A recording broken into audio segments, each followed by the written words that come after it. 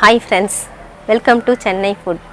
இன்னைக்கு நாம ரொம்பவே ஹெல்த்தியான டேஸ்டியான கேரட் அல்வா எப்படி செய்யறதுன்னு பார்க்க போறோம். வாங்க பார்க்கலாம். கேரட் அல்வா செய்யிறதுக்காக நான் 200 கிராம் அளவுக்கு கேரட் எடுத்துர்க்கேன்.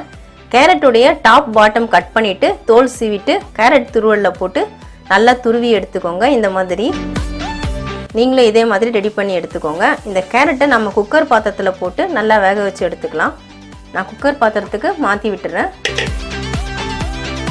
துருவி எடுத்த கேரட்டை நான் குக்கர் பாத்திரத்துல மாத்தி விட்டுட்டேன்.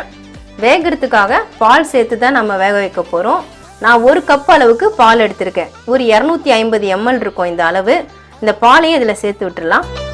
ஒரு முறை நல்லா கலந்து விட்டுக்கலாம். குக்கர் மூடி போட்டுட்டு இந்த பாத்திரத்தை நம்ம அடுப்புல வச்சுக்கலாம். குக்கர் பாத்திரத்தை நான் அடுப்புல வச்சிட்டேன். ஒரு 3 விசில் வர வரைக்கும் வேக வச்சு எடுத்துக்கலாம். ஃபர்ஸ்ட் விசில் வர வரைக்கும் ஹை ஃப்ளேம்ல வைங்க.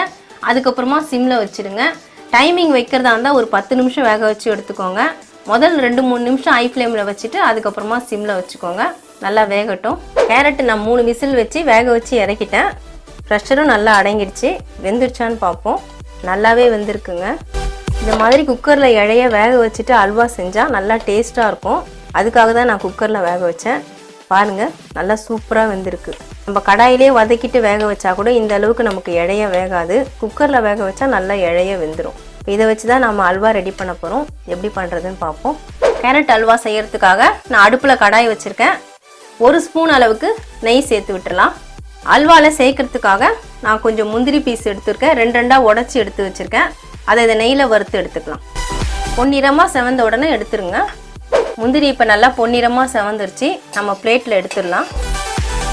பாருங்க முந்திரி எல்லாத்தையும் வறுத்து எடுத்தாச்சு. இப்போ நம்ம வேக வச்ச அந்த கேரட்டை கடாயில சேர்த்து விட்டுறலாம். கொஞ்சமா அதில் சேர்த்து விட்ட பால் இருக்கு. இந்த பால் வத்தி வரணும். அது வரைக்கும் கொஞ்சம் நம்ம கிளறி விட்டுக்கிட்டே இருக்கலாம். கேரட்ல இருக்கிற பால் எல்லாமே இப்போ நல்லா வத்தி வந்துருச்சு. நம்ம சர்க்கரையை சேர்த்து விட்டுடலாம். நான் 200 கிராம் கேரட்டுக்கு 100 கிராம் அளவுக்கு சர்க்கரை எடுத்திருக்கேன்.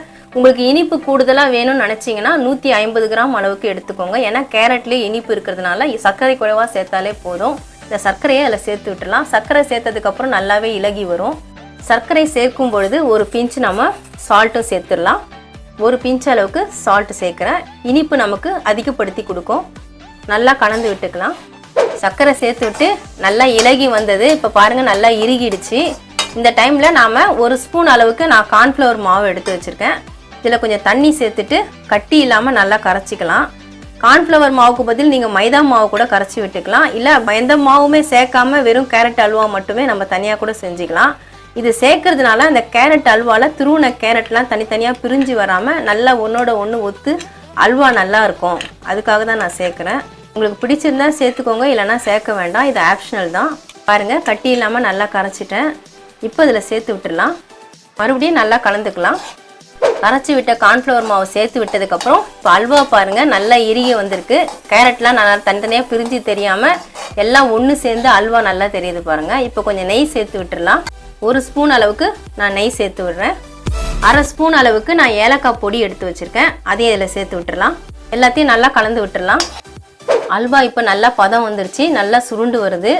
நான் கொஞ்சம் தர்பூசணி விதையிலேருந்து எடுக்கப்பட்ட பருப்பு இது. வெள்ளரி விதையும் போட்டுக்கலாம். உங்களுக்கு பிடிச்ச நட்ஸ் எல்லாம் நீங்கள் போட்டுக்கலாம். பாதாம், முந்திரி, பிஸ்தா இந்த மாதிரி எது பிடிச்சிருந்தாலும் போட்டுக்கலாம். காய்ஞ்ச திராட்சை கூட நெய்யில் வறுத்து சேர்த்துக்கலாம். நான் இது தர்பூசணி விதையிலேருந்து எடுக்கப்பட்ட பருப்பு. நல்லா டேஸ்ட்டாக இருக்கும். சூப்பர் மார்க்கெட்லாம் இது கிடைக்குது. நீங்கள் கூட வாங்கி யூஸ் பண்ணிக்கலாம். இது நம்ம நெய்யில் வறுக்க வேண்டாம், பச்சையாகவே சேர்த்துக்கலாம். அதை நான் சேர்த்து விட்டுறேன். தேவையான அளவு சேர்த்துக்கோங்க. நெய்யில் வறுத்து வச்ச முந்திரி பருப்பு அதையும் சேர்த்து விட்டுடலாம். கடைசியாக கொஞ்சம் நெய் சேர்த்து விட்டுடலாம். மறுபடியும் நான் 1 ஸ்பூன் அளவுக்கு நெய் சேர்க்குறேன். எல்லாத்தையும் ஒரு முறை நல்லா கலந்து விட்டுடலாம். பாருங்கள் கடாயில் ஒட்டலை, நல்லா சுருண்டு வருது. இதான் அல்வாவோட சரியான பதம். இந்த மாதிரி வந்தாலே அல்வா ரெடி ஆயிடுச்சுன்னு அர்த்தம். அடுப்பு சிம்லையே வச்சுக்கோங்க. பாருங்கள் நல்லா சுருண்டு வருது. கேரட் அல்வான்னு சொல்லாதாங்க நமக்கு தெரியும். ஏன்னா கேரட் அந்த அளவுக்கு நம்ம குக்கரில் வேக வச்சுருக்கோம். கார்ன்ஃப்ளவர் மாவு வேற கொஞ்சம் கரைச்சி விட்டுருக்கோம். அதனால நல்லா ஒத்து வந்திருக்கு பாருங்கள். கேரட்டே தெரியல, அந்த அளவுக்கு நல்லா வெந்திருக்கு. அல்வா நல்லா சூப்பராக இருக்கும். இது மாதிரி செஞ்சோம்னா அல்வா ரெடி ஆயிடுச்சு. நான் அடுப்பு ஆஃப் பண்ணிடுறேன். நீங்களும் இதே மாதிரி கேரட் அல்வா செஞ்சு பாருங்கள்.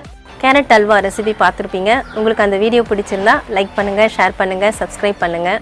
சப்ஸ்கிரைப் பண்ணவங்க மறக்காமல் பெல் பட்டனை கிளிக் பண்ணுங்கள். இந்த வீடியோவில் ஏதாவது டவுட்ஸ் இருந்தால் கமெண்ட்ஸில் கேளுங்கள்.